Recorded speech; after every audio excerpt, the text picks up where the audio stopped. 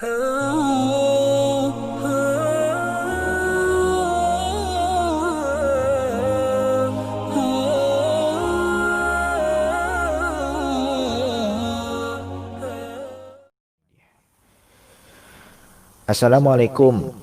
Waalaikumsalam. Pas sedang hati berdegup, saya buka nasihat di teman Al-Quran. Semoga ini jalan hidayahnya. Mohon penjelasannya bagaimana supaya hati kita tenang, tidak ada kegelisahan sama sekali. Saya ibu dari 6 anak, suami dosen, orang tua dan mertua kami kirimi nafkah. Saya pening Ustadz, terlalu banyak tuntutan orang tua dan ipar-ipar. Saya sekeluarga pun lagi susah, apalagi salary memang dipotong selama pandemik adanya kawalan pergerakan. Akhirnya terjadi perdebatan beberapa minggu ini. Saya berdegup gelisah meskipun tahajud sudah dilaksanakan karena orang tua dan ipar-ipar yang umurnya lebih tua mengucapkan sumpah serapah. Baik, supaya hati tenang. Nah, ini ada hubungan dengan pemberian. Makanya kalau kita memberikan sesuatu itu, kuncinya adalah tidak usah mengharapkan pamrih, tidak usah mengharapkan adanya balasan. Bahkan ucapan terima kasih pun tidak disebutkan pun tidak masalah. Karena kita memberikan hakikatnya adalah perintah dari Allah Subhanahu wa taala. Apalagi kepada kaum kerabat kita. Karena kan memang memberikan kepada kaum kerabat itu adalah bahagian dari infak yang paling afdol. Ya, dalam surat Al-Baqarah dijelaskan kan, surat Al-Baqarah ayat 215, yas'alunaka madza yunfiqun. Mereka bertanya kepada engkau apa yang paling baik diinfakkan. Baru dijawab, qul ma anfaqtum min khair. Maka apa-apa yang kamu infakkan yang baik-baik, falil walidain, kepada kedua orang tua kamu, walil aqrabin, kepada kaum kerabat kamu, wal yatama wal masakin wabnis sabil, kepada anak-anak yatim, kepada orang miskin dan kepada ibnu sabil. Jadi itu adalah infak yang paling baik, yang paling afdol untuk kita buat, perintah dari Allah Subhanahu wa taala. Jadi kalau kita sudah berinfak, bersedekah, ya sudah, tidak usah diingat lagi. Apapun jawaban dari orang yang menerima sedekah, kita serahkan pada Allah Subhanahu wa taala. Kalau kita sebut-sebut lagi, kita ungkit-ungkit lagi, akan menjadikan orang yang menerima sedekah itu sedih atau bahkan tersakiti, dan ini tidak boleh dalam Al-Qur'an juga. Wala tubtilu shadaqatikum bil manni wal adza. Kan dibilang seperti itu. Kualitas sedekah itu akan berpengaruh. Apakah kita sering menyebutkan sedekah itu di depan orang yang kita kasih sedekah, ataukah sampai menyakiti hatinya.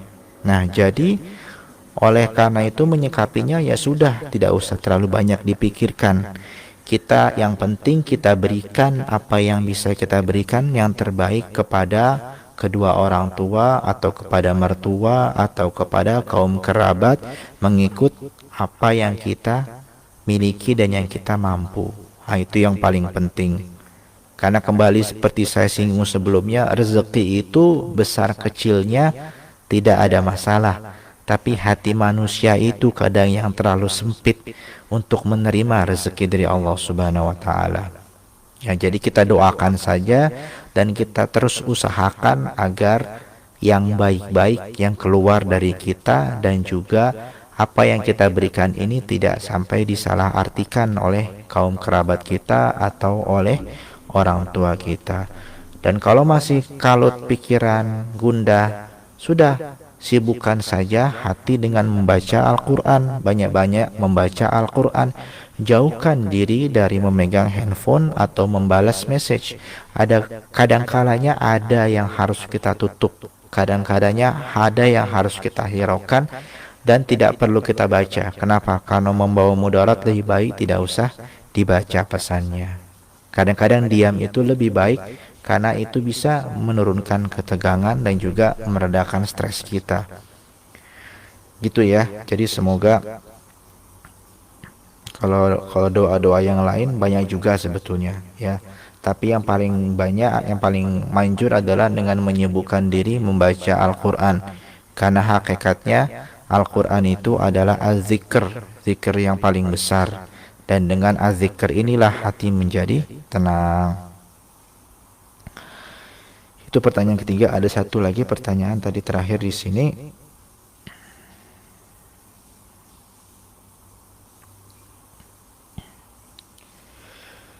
Mengapa pada zaman Utsman beliau menyuruh untuk membakar mushaf Al-Quran di berbagai wilayah? Oke, sedikit mengenai sejarah. Jadi, ketika di zaman Utsman itu terjadi fitnah yang luar biasa. Fitnah bukan fitnah mengenai akidah, tapi fitnah mengenai perbedaan bacaan Al-Quran. Jadi pasukan yang ada di Syam saat itu berjumpa dengan pasukan yang ada dari Kufah, ya. Nah, pasukan yang dari dua wilayah ini ternyata memiliki bacaan Quran yang berbeda, karena yang dari Kufah itu adalah ada seorang sahabat mulia Abdullah bin Mas'ud di situ. Dan bacaannya berbeda dengan bacaan pasukan yang dari wilayah lain.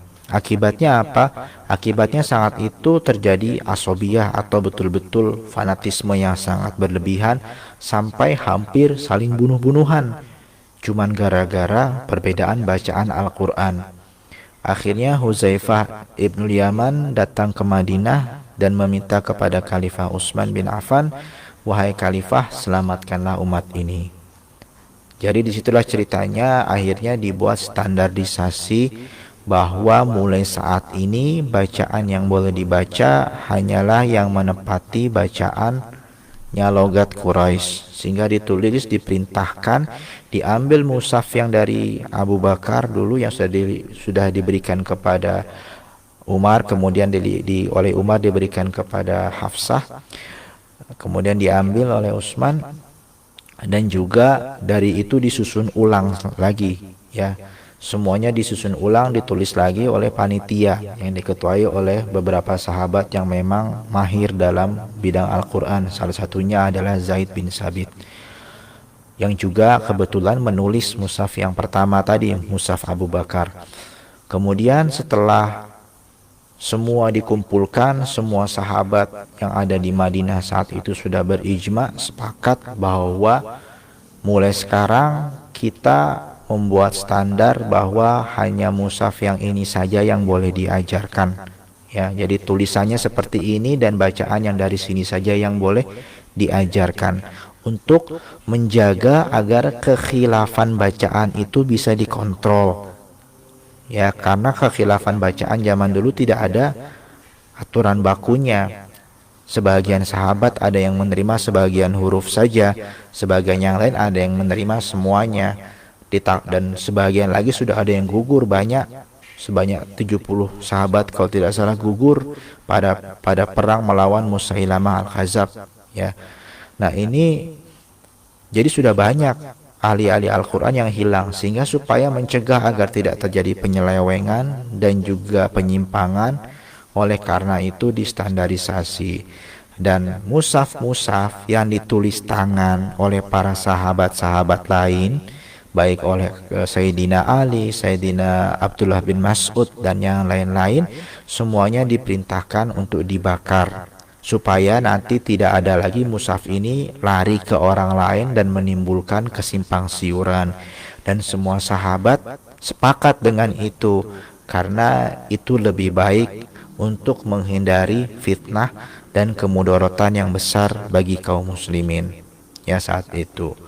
Karena hakikatnya kan bacaan yang mana saja boleh dibaca, yang penting mudah dibacakan. Faqra'u ma tayassara min.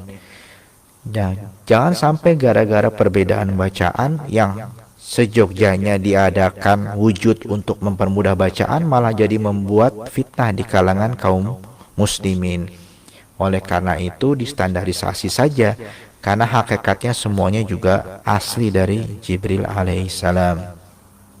Nah, begitu ceritanya. Jadi pembakaran itu bukan karena yang lain-lain, tetapi karena supaya menjaga agar ini saja yang digunakan. Dan seluruh sahabat sepakat saat itu. Jadi membakar bukan dengan paksaan, tetapi sukarela, karena itu adalah ijma, kesepakatan para sahabat.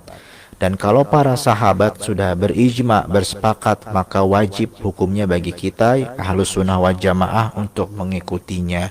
Oleh karena itu, Rasam Utsmani menjadi satu-satunya acuan metode penulisan Al-Quran yang standar bagi umat Islam di dunia ini.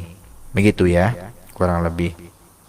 Baik, kita sudah ini ada satu lagi pertanyaan, tapi mungkin karena waktu sudah agak lewat, jadi kita post untuk minggu depan insya Allah ya.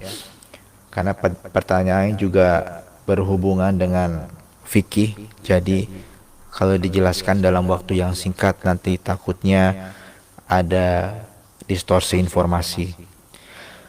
Baik, insya Allah kita sudahi sesi kali ini. Cukup banyak pertanyaannya, tapi semoga bisa bermanfaat bagi kita dan bisa menambah keimanan kita dan juga menambah kedekatan kita dengan Al-Quran.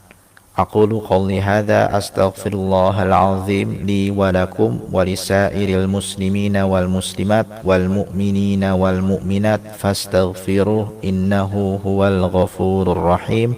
Wassalamu alaikum warahmatullahi wabarakatuh.